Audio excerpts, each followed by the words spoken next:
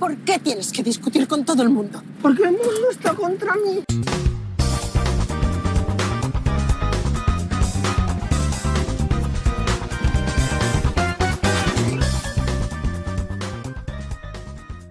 Bienvenidos a Cosas de Íberos. Tras el referéndum ilegal del 1 de octubre del 2017 en Cataluña, o la proclamación de la República Catalana del 27 de octubre de ese mismo año, líderes independentistas y otros culpables de estos hechos han sido perseguidos y condenados por la justicia española. Pedro Sánchez, para garantizar su investidura, ha pactado con el partido independentista Junts per Catalunya aprobar una ley de amnistía, publicada este mismo lunes. Siendo utilitaristas, racionales y lejos de términos como la traición a España, la vulneración del Estado de Derecho o la Constitución Española del 1978, que son los argumentos que han utilizado el PP y Vox, vamos a ver, ¿realmente la amnistía sirve para algo? Os adelanto la conclusión.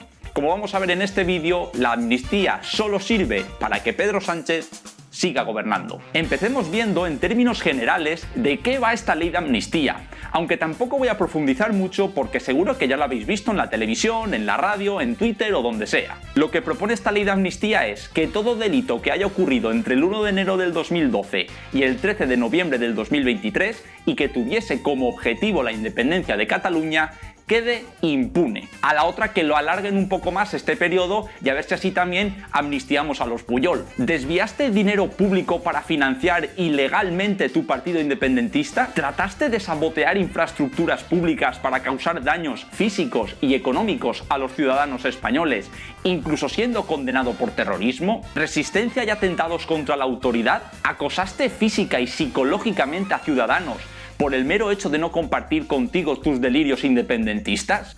No pasa nada. Para todo esto, amnistía.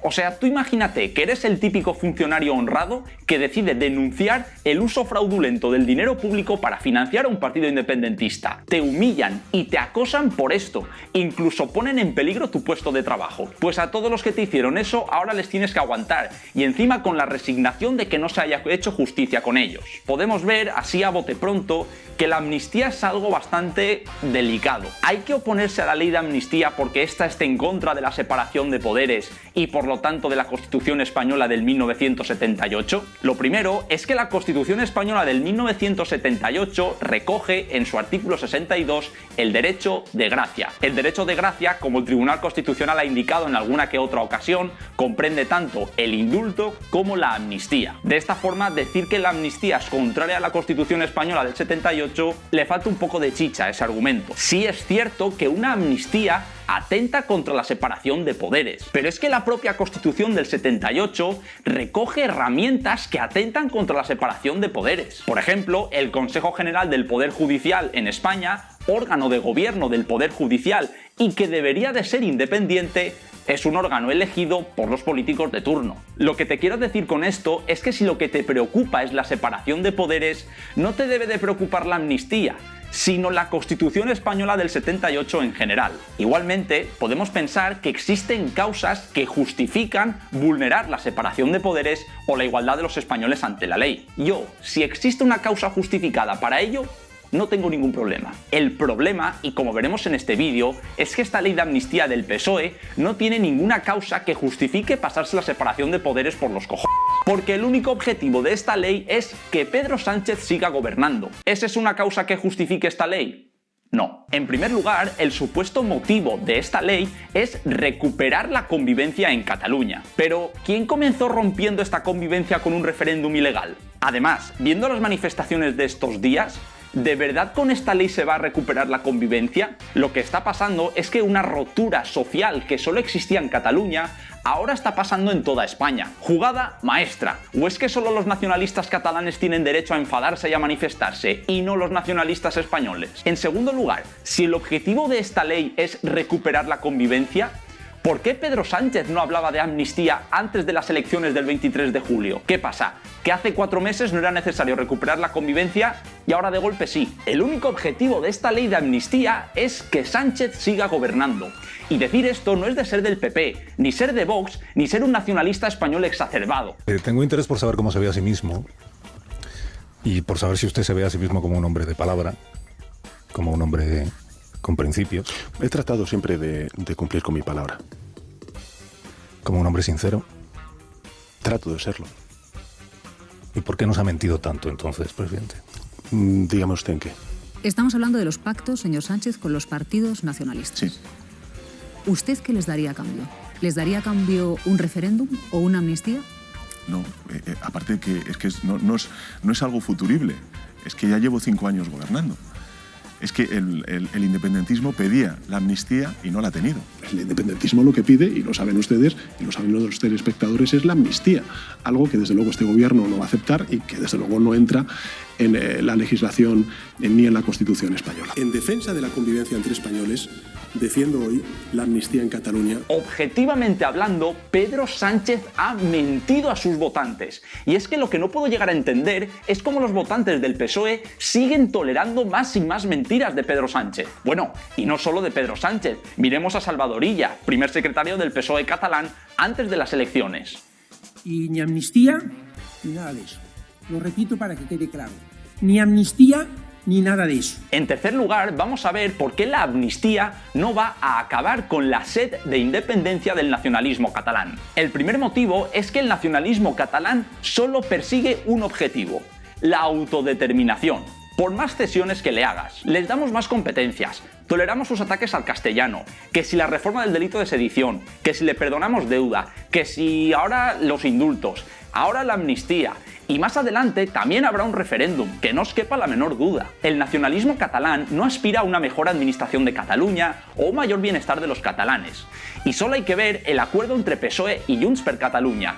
Solo se habla de amnistía, de independencia, de autodeterminación y de referéndums. Y hasta que no consigan lo que quieren, no van a parar. I així ha quedat explicitat a l'acord d'avui. Els únics límits els posa el Parlament. ¿Os habéis fijado en lo que dice Puigdemont? Que el único límite lo pone el Parlamento de Cataluña. Y vamos a ir un paso más allá. Una primera fuente de alimentación del nacionalismo es la creación de un enemigo común al que echarle la culpa de todos sus problemas, en un alarde de victimismo desmedido. Véase, por ejemplo, Hitler con los judíos. Si incluso consiguiesen la independencia de Cataluña, ¿de verdad creeríais que el nacionalismo catalán tocaría su fin? ¿Qué va? Entonces reivindicarían els països catalans o comenzarían a echarle la culpa a España de todos y cada uno de sus problemas. ¿De qué iban a vivir Puigdemont y compañía si no fuera del odio hacia España y de la victimización? ¿Por qué tienes que discutir con todo el mundo? Porque el mundo está contra mí. El segundo alimento del nacionalismo es la creación de una cultura común, con una lengua común o una historia común, aunque esta sea inventada. Esta cultura común crea un sentido de pertenencia a un grupo común, un sentido de pertenencia que genera un apego emocional y por lo tanto irracional a este grupo. Este grupo no concibe que ellos mismos no sean los dueños de sus propias decisiones. Por lo tanto, reivindicarán a toda costa y con esa irracionalidad de por medio la autodeterminación. ¿Por qué un español que no pertenece a mi grupo debe de gobernarme? No solo se crea un grupo ficticio, sino que además se presupone que la autodeterminación solucionaría todos los problemas de los catalanes. Como si, por ejemplo, la corrupción solo fuera de España y los Pujol fueran de ahí de Albacete, como si, por ejemplo, los comportamientos dictatoriales solo fueran del terrible Estado opresor español. Y no de los que montan un referéndum ilegal, votando varias veces la misma persona, escondiendo urnas o imprimiendo papeletas al gusto del votante. O como si, por ejemplo, la fuga de empresas de Cataluña también fuese culpa de España. Todo esto nos da la primera solución para acabar con el nacionalismo catalán: la reivindicación de nuestra cultura común. Yo soy valenciano y estoy muy orgulloso de esa parte de mi cultura que no comparto con el resto de España. Pero esta cultura propia se encuadra de algo más grande, que es la cultura española que nos une a todos los españoles. ¿Una ley de amnistía va a reivindicar esta cultura? No. Otro motivo por el cual la amnistía no va a servir para nada está relacionado con la tercera fuente de alimentación del nacionalismo: el descontento económico. Miremos datos del Centre d'Estudis d'Opinió de la Generalitat de Catalunya. En esta encuesta se preguntaba a los ciudadanos catalanes si consideraban que tenían un elevado nivel de autonomía. Pues en 2006, alrededor de un 53% de los catalanes consideraban que tenían un nivel de autonomía insuficiente. En la actualidad es el 60,6%. Fijaos entre qué fechas aumenta más esta percepción: entre octubre del 2010 y octubre del 2014. Miremos ahora cuando se preguntó a los catalanes sobre la relación entre Cataluña y España. Hemos pasado de que el 15% de los catalanes piensen que Cataluña debe de ser un estado independiente a que lo piense el 33%.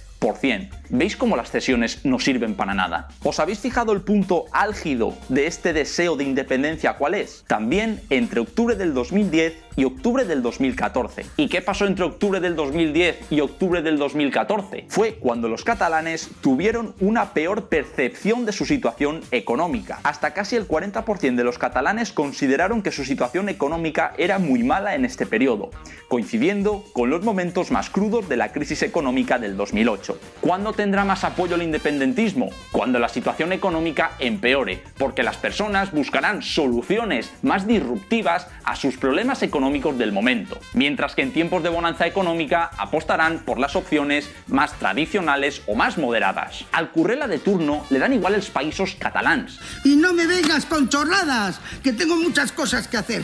Él lo que quiere es llegar a fin de mes, tener un empleo digno, que las cosas no estén muy caras o, por ejemplo, que su barrio sea seguro. Y esto nos da la segunda clave para combatir el independentismo, y es garantizar una buena situación económica, especialmente demostrando que una España unida será mucho más competitiva en este mercado global que una Cataluña independiente. ¿Una amnistía mejorará la situación económica? ¿O demostrará esto que os acabo de decir? Pues tampoco. Hay gente que sí que piensa que las cesiones ayudan a combatir el independentismo catalán, pero sin embargo son incapaces de establecer una relación lógica entre ambas cuestiones. Lo que más ha frenado al independentismo, y como os he señalado en los gráficos anteriores, es la mejora de la percepción de la situación económica. Los que dicen que las cesiones sí que sirven para algo se basan en que el PSOE, en las últimas elecciones generales del 23 de julio, fue el partido con más apoyo en Cataluña. Como en estas mismas elecciones Esquerra Republicana o Junts han tenido un batacazo histórico, entonces el PSOE ha frenado al independentismo. Mira si ha frenado al independentismo que vamos a volver a estar otra legislatura sometidos a los chantajes de los partidos nacionalistas. O mira si se ha frenado al independentismo que en las últimas elecciones autonómicas de Cataluña el nacionalismo catalán fue mayoría. También os digo una cosa, con las últimas cesiones del PSOE a la Generalitat de Cataluña o al nacionalismo catalán en general, ya no sé si es un partido en clave nacional